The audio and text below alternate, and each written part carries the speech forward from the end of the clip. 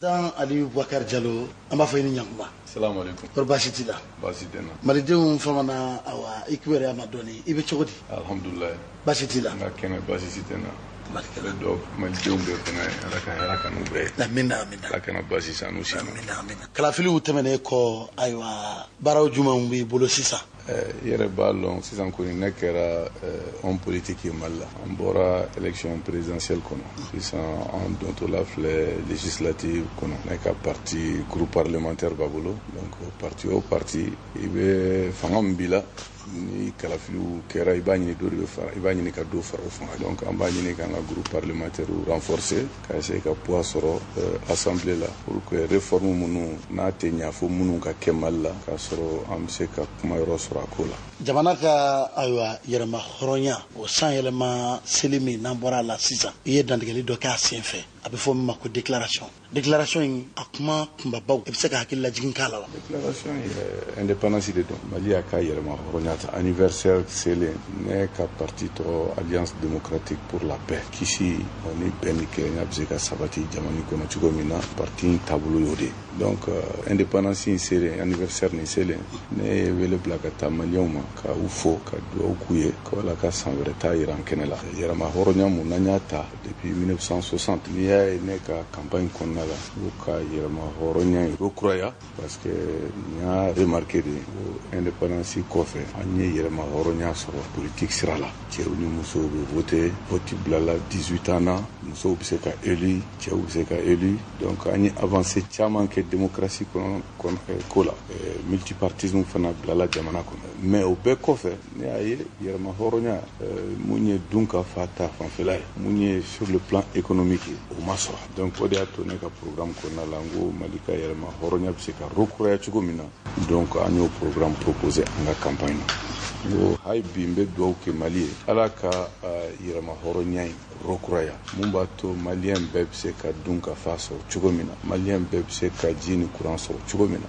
maliyɛn bɛɛ bɛ se ka kalan kɛ cogo min na maliyɛn bɛɛ bɛ se ka furakɛ cogo min na maliyɛn bɛɛ bɛ se ka sira ɲumanw sɔrɔ ka bɔ i ka baarakɛyɔrɔ ka t'i ka so kɔnɔ donc o yɛrɛma hɔrɔnya in hali bi anw ni dalen b'o ɲini ka maliyɛnw ye parce que maliyɛnw n'u ka kan donc o de y'a to an y'a vœu souhaité ye indépendance anniversaire nin na n ko yɛrɛma hɔrɔnya in rekurayali n'o mun tun y'an ka projet ye hali bi an bɛ dugawu k'u ye Ala k'o kɛcogoya nɔgɔya bon donc o kɔfɛ fana n y'a remarqué élection bannen an ka sariya sunba n'o ye ko constitutionnel ye u ko ko Ibrahim Boubacar Keïta k'o kɛra Mali président ye bon donc malo n'aw hakili b'a la ne ni n ka parti an ye wulikajɔ caman kɛ pour que ka réforme constitutionnelle kɛlɛ an y'o kɛlɛ ka da kun jumɛn kan parce que an ko article dɔw b'a kɔnɔ olu man ɲi an ka démocratie ma an ko fana a kɛcogo komi na an tun bɛ na an ka constitution sɔsɔ donc anw kɔni ko an ka wuli ka jɔ constitution bɛ se ka respecter cogo min na an ka taa o sira fɛ donc an y'o kɛlɛ kɛ an tɛ a banna ye n ka parti ɲɛmɔgɔ n'o ye honorable Amadou Thiam olu y'o kɛlɛ kɛ donc anw y'u jukɔrɔma tinti o kɛlɛ la donc o kɔfɛ sisan anw ka na kɛ mɔgɔ ye mun fana bɛ constitution sɔsɔ parce que constitution fana bɛ baara ni mɔgɔw de cour constitutionnel jɔyɔrɔ de b'a la donc an y'a demandé o juge minnu bɛ yen o ka bɔ yen mais komi an m'o sɔrɔ donc n'u ye décision mun ta o wajibiyalen de bɛ Mali kan donc i tɛ se k'a fɔ ko i b'i ka constitution respecter constitution sariya mana fɛn minnu kɛ e b'a fɔ k'i bɛ wuli k'o kɛlɛ fo ka t'o kɛlɛ sira da la ne ko n ko ne kɔni ne ma jɛ n'o ye bon et puis Mali coronnen don ne bɛ dingɛ de kɔnɔ ngo baara kɛcogo mun ye Mali bila nin dingɛ in kɔnɔ bɛɛ b'a dɔn o baara kɛcogo in daminɛna Mali la kabini 1991-92 wagati la ngo mɔgɔ minnu jɛra k'o baara kɛcogo yiriba Mali kɔnɔ fo ka taa Mali coron nin coron cogo in na ngo ka u to yen tuguni u ka taa fitinɛ lawuli jamana kɔnɔ ko anw kɔni anw ma jɛ n'o o de y'a to n y'a f'u ye n ko n kɔrɔ Ibrahim Boubacar Keïta o ni n kɔrɔ Soumaïla k'u ka kuma o ka bɛn parce que kɛlɛ o kɛlɛ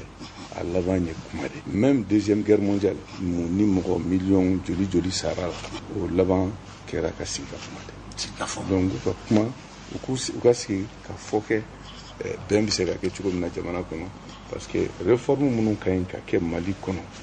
o réforme ninnu o tɛ se ka to mɔgɔ kelen bolo surtout mun ye constitution réforme cogo ye mun ye ka yɛlɛma don élection kɛcogo la kalafiliw kɛcogo la jamana kɔnɔ n ko o tɛ se ka to mɔgɔ kelen bolo surtout o ka to mɔgɔ minnu de fanga la a fɔra ko olu de jalakira ka yurukuruku don kalafili la donc n'a fɔra yɛlɛma ka ɲi ka don pour que ka yurukuruku b'a la donc o tɛ se ka to olu kelen bolo anw minnu bɛ opposition na anw bolo ka ɲi ka don o réforme ninnu la pour que a ka kɛ cogoya mun bɛ se ka bɛn maliyɛnw bɛɛ ma malidenw bɛɛ ma donc ne kɔni hakili la o tɛ kumakan jugu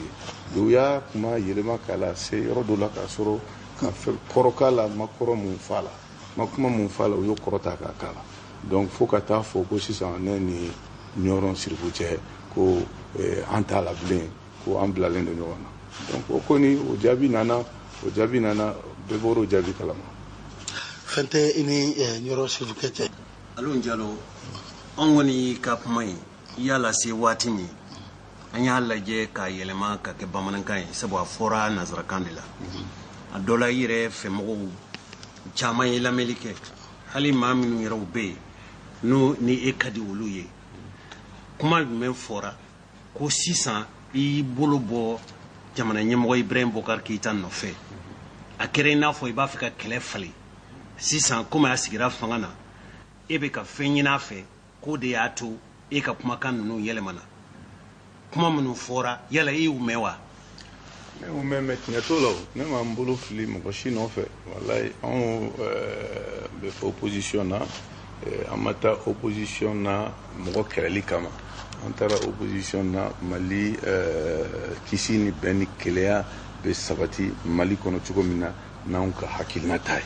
o de o kɛra kabini premier mandat la donc o wagati kɔnɔna la donc an ye wulikajɔ caman kɛ pour que réforme minnu tun bolodara o kana se ka kɛ parce que article dɔw tun b'a la o tun man ɲi donc sisan ni mɔgɔw nana fɔ ko ne ye n ka kumakan yɛlɛma o kɔni u ye fɛn de fɔ mun ka d'u ye parce que ne ye n ka déclaration kɛ tuma min na u y'a traduit arabukan na ka taa karambu ye o y'a sɔrɔ dɔw ko sisan olu y'a bolo fili président nɔfɛ ani Buye kɔni sisan kɔni u t'a la bilen u bilala ɲɔgɔn na Buye ko nin kuma in a traduilen ka kara ɲɛna ka yira a la a ko a ma baasi si ye ne ka kuma la Jose bɛ yan Jose yɛrɛ a jaabi fɔra Jose ye o don Jose n'a a denw kumana ko Buye ka hakilinata ye mun ye ne ka déclaration a ko k'ale ma baasi siya la Jose kɔni bɛ yan Jose y'o sere bon donc anw kɔni komi n y'a f'i ye cogo min na anw ka ko tɛ mɔgɔ kɛlɛli ye anw ka ko ye de gɛlɛya min bɛ maliyɛnw kan u bɛ wuli cogo min na o kɔni an b'o kɛlɛ la kunun an b'o kɛlɛ la bi an bɛ t'o kɛlɛ la fana fo ka taa dan yɔrɔ min na parce que maliyɛnw bɛ sɛgɛn mun kɔnɔ n'a sɛgɛn man kan i y'a faamu donc ka wuli ka jɔ pour que yɛlɛma minnu ni maliyɛnw natalen b'a la o ka kɛwaleya donc anw kɔni anw wulilen bɛ ka jɔ la i y'a faamu mais k'a fɔ nin ye n bolo fili ye n fɛ dɛ wala dɔ y'a bolo fili n y'o bolo minɛ bon mɔgɔw mun ka di o b'o de fɔ ma mɔgɔ si neni ma mɔgɔ si dɔgɔya n y'a fɔ de n ko kisi ni bɛn ni kelenya bɛ kɛ sɔrɔ cogo min na jamana kɔnɔ n ko olu fila minnu bɛ mankan na kɛnɛma sisan olu fila minnu bɛ mankan na u k'u sigi u ka kuma mankan in ka to an kɔfɛ élection ka to an kɔfɛ an ka Mali lajɛ Mali coronen bɛ cogo min na an ka Mali labɔ o dingɛ in. anw ye kunnafonilaselaw de ye ko wajibi waati dɔw la an ka ɲininkali perepelatigɛ fɔ i ye i ka jaabi perepelatigɛlenw d'an ma sisan komi wote kɛra banfɛn ye cour constitutionnelle ye jamana ɲɛmɔgɔ Ibrahim Boubacar Keïta sigi fanga na yala n'a y'a bolo bɔ e nɔfɛ k'a fɔ a b'a fɛ ani ka baara kɛ ɲɔgɔn fɛ faso ko la e ka fɛla bɛna kɛ jumɛn. ne y'a fɔ ɲɛna n ko anw bɛ opposition jamana bɛ taala taabolo mun na n y'a fɔ n ka déclaration kɔnɔ n ko mɔgɔ kelen tɛ se ka jamana in baara a coronen bɛ ka se hakɛ mun na n ko mɔgɔ kelen tɛ se ka jamana in bɔ coronen et puis réforme minnu ni maliyɛnw natalen b'a la ni anw opposition yɛrɛ natalen b'a la pour que bourrage des urnes ninnu o bɛ dabila cogo min na bulletin minnu annulera k'a sɔrɔ man kan ka annuler o bɛ dabila cogo min na o fɛɛrɛw bɛ anw bolo ne y'o proposé premier tour kɔfɛ an ye ɲɔgɔn ɲɛ ni kuma minnu fɔ palais de la culture la ne y'o fɔ o fɛɛrɛ ninnu o bɛ anw bolo an bɛ se ka Mali dɛmɛ n'o ye ka Mali kisi crise post électorale donc o baara ne hakili la i b'a fɔ ko mɔgɔ minnu ye yurukuruku kɛ n'i b'a fɛ yurukuruku ka b'a la o baara tɛ se ka to olu bolo o bɛ to mɔgɔw de bolo minnu b'a fɔ ko anw mɔgɔw y'an hakɛ ta nin ko in na mɔgɔw y'an tɔɲɔ nin ko in donc a kɛra anw de la bon a kɛra an minnu na anw bɛ se ka wuli ka o yɔrɔ baara k'o baara Mali bɛɛ ye ko maliyɛnw bɛɛ bɛ se ka kisi crise post électorale ma cogo min donc réforme mun ka ɲi ka don kalafili nataw la ne yɛrɛ b'a fɛ opposition de k'o ko baara opposition de k'o ko baara a ɲɔgɔn kɛra jamana caman kɔnɔ n ko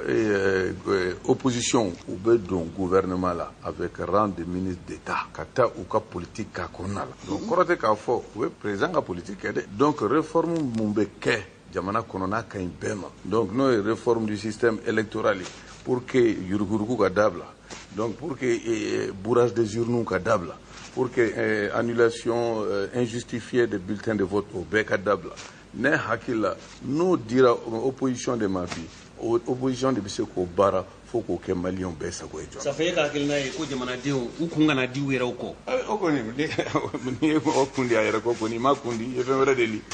kalataw fana b'a la ka nalen président yala e yɛrɛ min ye kun ye cɛ bɔ ye jamana ɲamakalata tɛmɛnen ninnu na e yɛrɛ bɛ ka la ka o ko ninnu lajɛ cogo di yala o kan ka kɛ wala o kan ka bɔ a dɔn. bon réforme dɔw ka ɲi ka kɛ jamana kɔnɔ o réforme ninnu bɛnkan kelen mun bɛ an ni kɔrɔnfɛmɔgɔw cɛ n'o ye accord de paix d'Alger nin ye o bɛnkan kelen pour que a ka kɛwaleya réforme dɔw bɛ yen fo ka kɛ donc fo réforme ninnu ka kɛ et puis région kura minnu fana dilanna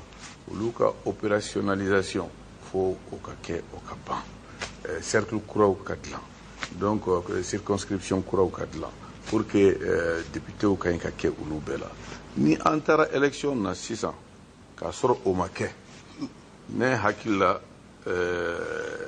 assemblée in bɛ na o réforme ninnu kɛ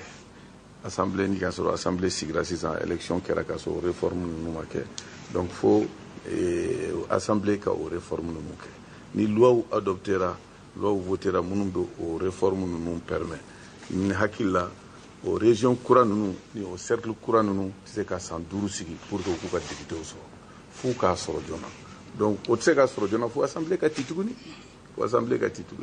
ou bien an bɛ temps ta sisan k'o réforme ninnu kɛ joona o fana o kelen o réforme ninnu kana to majorité kelen bolo donc pour que a ka se ka kɛ joona fo opposition ka jɛ n'a ye ka wuli ka jɔ a ko la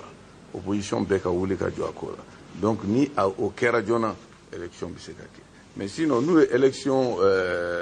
kɛ k'a sɔrɔ o ma kɛ fo o ka kɛ o réforme ninnu ka kɛ n'o dun kɛra tuguni fo assemblée ka ci élection wɛrɛ ka kɛ donc aw yɛrɛ k'a lajɛ élection ye wari bɔ de campagne girinka wuli de don donc rofiɲɛli t'a la donc ne kɔni ka hakilina t'a la bi bi in na ni élection ninnu reportera ka nin réforme ninnu kɛ ne hakili la o ka ɲi Mali ma mais constitution fana f'a ka respecter est ce que an bɛ se k'an teriya k'o kɛ yanni san ka yɛlɛma donc n'a dira baarakɛlaw ma bɛɛ wulila k'i jiroja ko la n'an y'an bolo di ɲɔgɔn ma k'a yira k'a fɔ fo an k'a kɛ joona de a bɛ kɛ joona ni Ala sɔnna c'est pas impossible sinon ka ko de don ko sinon bɛ to k'a fɔ ko problème tɛ yen solution de bɛ yen voilà parce que ko n'i ye problème o problème ya solution de b'a la donc n'an wulila ka jɔ joona an bɛɛ wulila ka jɔ a ko la an bɛ se k'o réforme ninnu kɛ donc ni k'a sɔrɔ réforme ninnu ma kɛ an dimaniera ka taa élection na bon la constitution y'a fɔ an ka taa an taara mais ni réforme ninnu fana ma kɛ bɛnkan mun b'an ni kɔrɔnfɛmɔgɔw cɛ donc o kɛwaleli de sumaya dɛ n'o sumayara est ce que Nations Unies fana bɛ Mali to ten est ce que an tɛna don sanction kɔnɔ est ce que an tɛna don fɛn wɛrɛw kɔnɔ tuguni donc fanko bɛɛ de lajɛ donc mun ka ɲi Mali ma mun ka ɲi an bɛɛ ma an ka tɛmɛ n'o sira ye k'a sɔrɔ an ma sariya sɔsɔ. président Aliou Diallo i ye déclaration min kɛ a kɔfɛ duguma ka dɔw y'a jira k'a fɔ ko i ma kɛ gansan ko Alpha Condé la Guinée président ko de ye layidu dɔw ta ye k'a bɛna marché dɔw d'i ma nin kuma in ye tiɲɛ ye wa. wallahi ni kuma in tɛ tiɲɛ ye kabini Ala k'an da ni Alpha Condé ma kuma ma deli k'a ye a ɲa ka kɛ naani ye kuma tɛ ko ka fɛn demande a fɛ ma force demande a fɛ fɛn tɛ n bolo la Guinée ma fɛn demande Alpha Condé ma Alpha Condé ma fɛn promet ye donc kuma tɛ ko n bɛ taa fɛn kɛ ale ka promesse kosɔn donc tu sais tuma dɔ la ni kumana mɔgɔw b'i ka kumakan yɛlɛma n'i ma kuma u b'a don i da ni ko be kuma dongo do fana ni mi ko si yere ben yere so donc ne ko ni wallahi malo ni kuma yere bora rom na me ne ko ni kabini ala kanda madelika alfa konde madelika fende manaf kuma te ko ka ne vele ko ka fende mandina fe ka fen promener nete ne mali bla fen be ne bolo mali ko joko tala jala ko tala kuma te ki ba fo be du ko proposer ne yoro were mali ko fe ko nga position do tanga jamana politique ko la ngo si ti se ka ne doya ka se o hakela parce que ne mali bla ni beso ngo yoro tembolo la Guinée ma yoro demander Alpha Condé fente Alpha Condé don attendo peut-être un temps mais journalu la do yere ko ay ndeme ka la Guinée passeport so ni be galonde mali passeport de benabolo la Guinée passeport ma delika kembolo ya famo fo investissement fausse ma delika ke la Guinée nani la Guinée famana nyoma kabini lansana Condé clé nani la Guinée famana nyoma kabini o interke lansana Kouyaté otni premier ministre otni malo 2007 malo 2008 nani la Guinée famana nyoma kabini donc la campagne kono fana mata la Guinée président Alou Boubacar Diallo comme yibora jamana nyimo ya nofe ko do kera mali kono nyine a famana kake mo munu yu kambo fanga nofe a jamatu ngacha ko sobe ngani bela jelena jabi munu bora hali na ya soro jabi mo ka focho la namara nanala aw yere kote wa segesegeli kala do fana ya jira ka fo kuni yayi a jabi kerata ye kuma baylama de ke joro mimbe ere bulu e tungan kana nyefe ka temeninga uyibla sabanana ka sabu ke la ne tunkera flanai akacha alafe ambe kuma mi fo antuntufu nga do ya jira ka fo chere dundu ka fo e Ibrahim Boubacar Keita de me kosobe samba flani santani saba onga nana fangana uka gerente uta ki segere alu no mata ki segere ere ka sonu boro munum be kakani deme munye ki deme bara se ka kechugo mina o nyama soro efefio koniya e be ninke ko e ba fe ka do jamana nyamo fe ka gerala chugomi abise ki deme bara la ani hakilina do fona be ko ni hakilina ni be kunye femye we ka fo ere ibise ka deme usoro chugomi ka bo fama yoro e dunya jira ka fo eta e fasokoi ni mo mi yo fe ibe munge ka tiki jabi jambe nga jabi folo ya munye ne tumbe deuxième tour la kurumbla la kofe konye mon fola otika kuma folo ya ni Ibrahim Boubacar Keita ire ta jatemina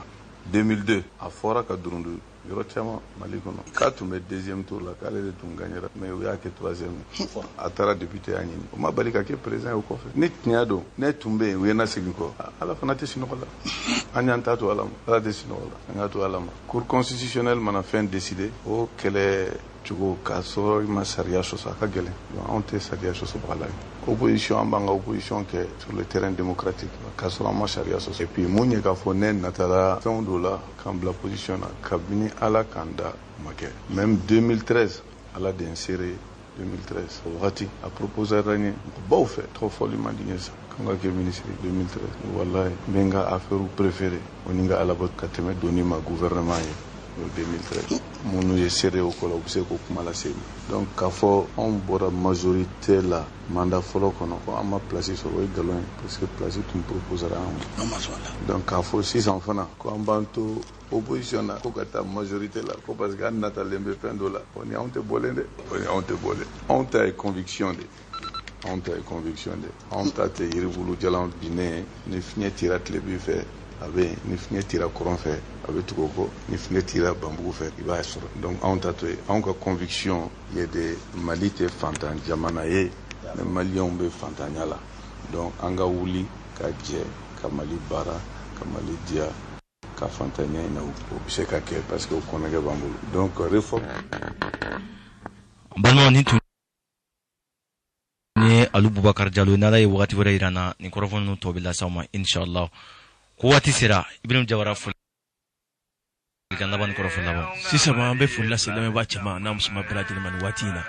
nere ka choroba abeka Amadou Baba Konaté anga fuli baye Boubacar la anga fuli baye Balabugu oui ande baba baye oui jogorme ganida denkedu ibado non ntade do nunu ni foli kaka krengena la mi abekai sika kanga fu